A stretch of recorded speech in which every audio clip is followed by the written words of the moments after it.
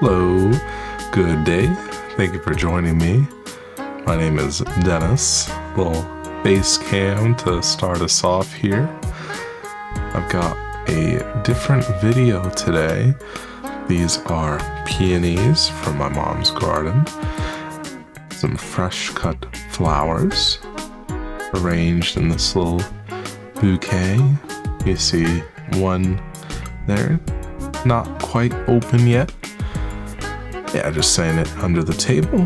Got a little light set up on a battery just to give it a little bit of illumination. And going right into the largest watercolor pad that I've got.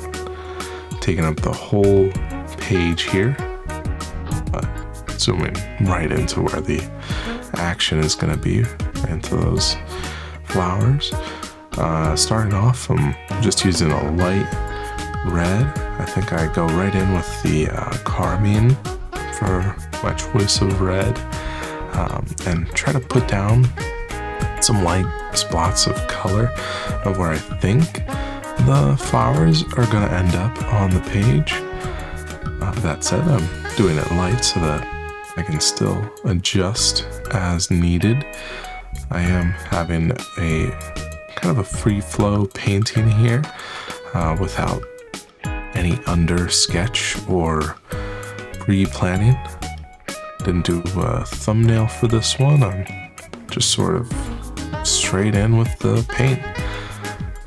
This red is a little bit more saturated, as I've got a little more confident with my placement. I've got some blue going all around the page, trying to saturate the watercolor paper with water so that it's a little easier to get the pigment to bleed across the page.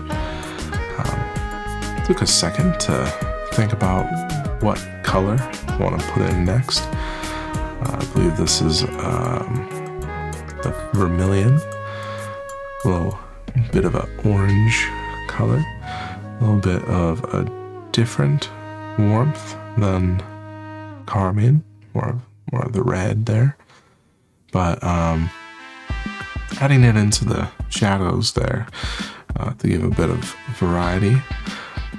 There is sort of a demarcation for where the table is and the wall begins.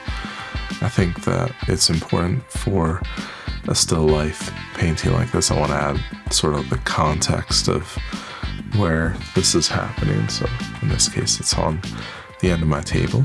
So I'll incorporate that.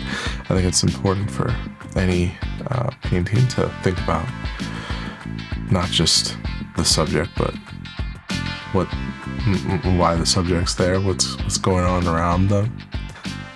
In this case, there isn't really much around the flowers, but because it's illuminated by my single lamp with a dedicated light on it, there's actually a lot of shadow all around it, at least from my view.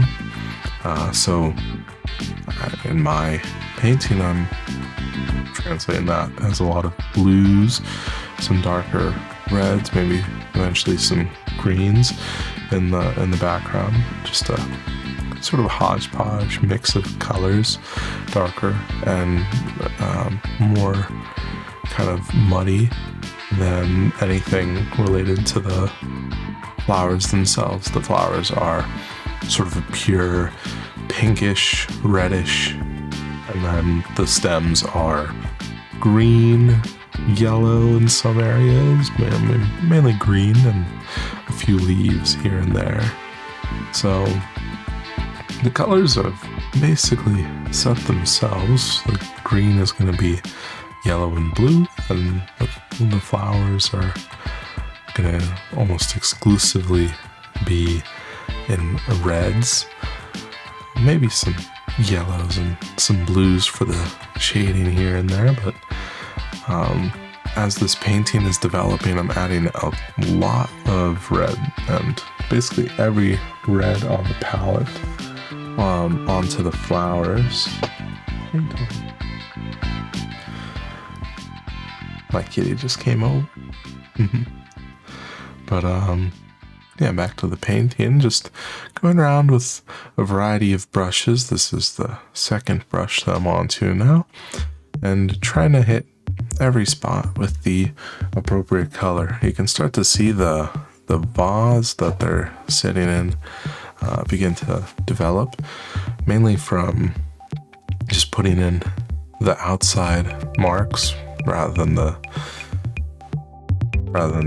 painting the glass itself. I would, to be honest, I think that's a weakness of mine, is clear things. Clear things and metals. I feel like I should purposely try to practice those a little more when it comes to painting, because the reflections, or the lack thereof when it comes to glass, are definitely a challenge. And I don't know how realistic my vase ends up being here. I do think that I could shade the bottom of the glass maybe a little bit more, a little better, give it more of the rounded shape that it's got. Also, the kind of shape overall, the flute of the glass, I think in real life is a little more narrow than what I've got here, but it's fine. This is a painting. This isn't the real flowers. You know, you can pause the video if you want to see the still life, but that isn't really the point, I feel like, even of this painting. I mean, I am looking at the still life, and I'm trying to keep a relative proportion of the size of the flowers to the size of the vase, but at the same time, my focus for this painting is the flowers. So as I build into it, I'm going to spread the flowers out more, and might even invent a flower that isn't there, just to make it look more appealing for myself and make it feel better. At this stage, I feel like I've got kind of the basic blocks of color down, but going in now with a finer brush. This is my rigger brush, and it's just a line maker tool, and I'm using it right now just to try to give some details and kind of clarify some of the flower petals and intersections and little crossings of the flowers, defining the flowers themselves a little more. That said, it does work better on some of the flowers than others. The painting itself is still quite wet, so the middle flower took the lines quite well, but the other two on the right didn't, sort of just absorb the water a little too much, a little too fast, versus the less wet, so more easily marked flowers on the left. And I feel like this step really does add to the definition of the flowers.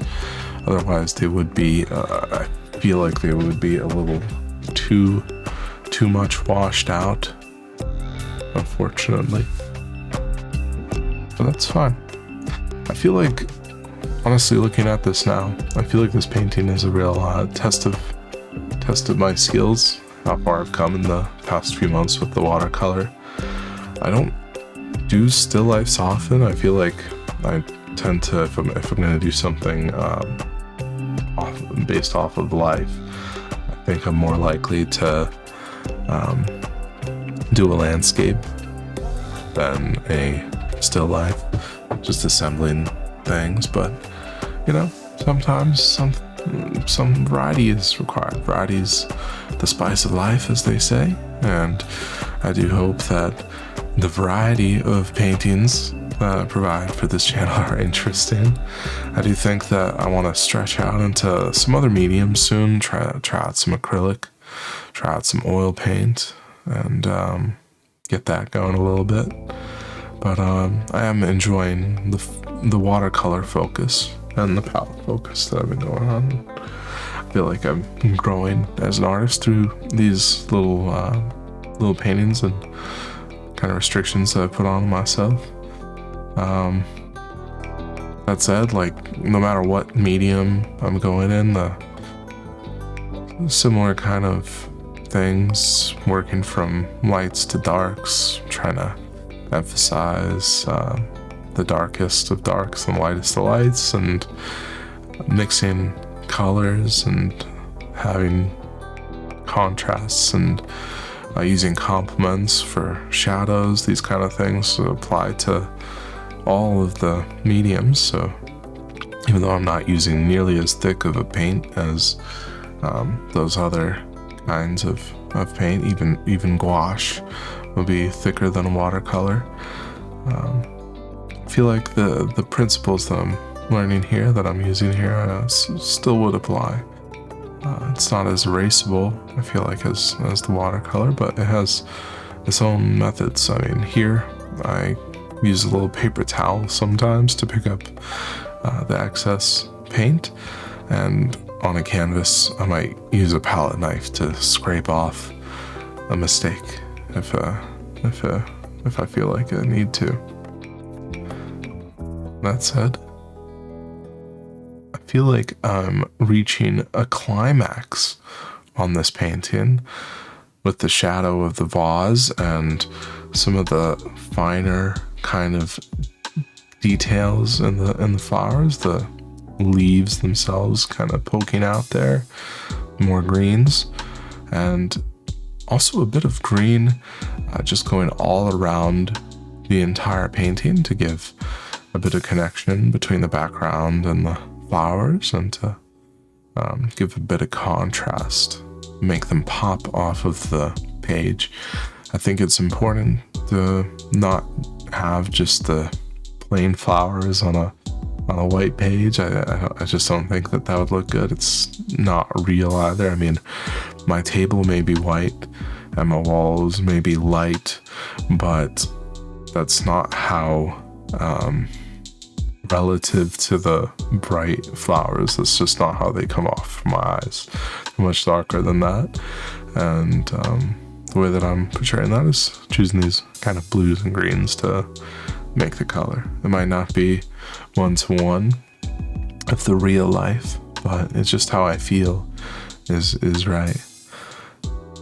Those little touches on the bulb there, the yet to bloom, just the bud, and trying to make some more petals. I feel like overall my favorite flower is this top left one. It looks massive, and I think the outside petals are really well defined.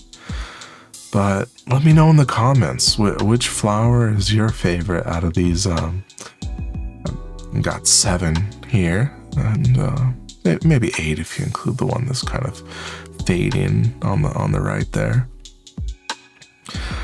Even in these final stages of the painting, I feel like I need to darken some of the flowers more. I mean, they are my main focus. Try to get them separated from the background more, since they are foreground. They are sort of supposed to be sticking out at you rather than the vase. I want to add a little bit more paint at the end here to make sure that it makes sense.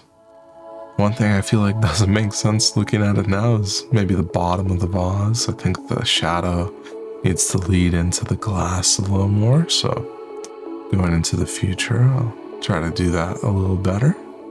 But like I said, glass is probably a weakness of mine that I need to practice more in general.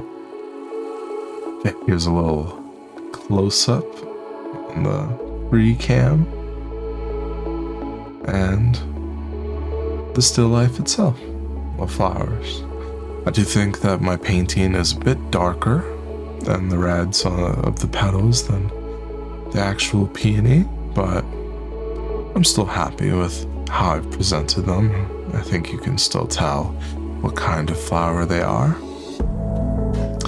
I feel like I don't usually name paintings, but if I had to give this one a name, it would be my mom's peonies, because that is what inspired the painting. She takes great care of them, and this year they're blooming really nice and really beautiful colors. I hope that you enjoyed the process of painting them and them onto this paper. Thank you so much for watching. Please leave a like if you liked the video, leave a comment your thoughts below, and subscribe for more videos. I drop a new video every Friday. I hope you enjoy your weekend. Peace out.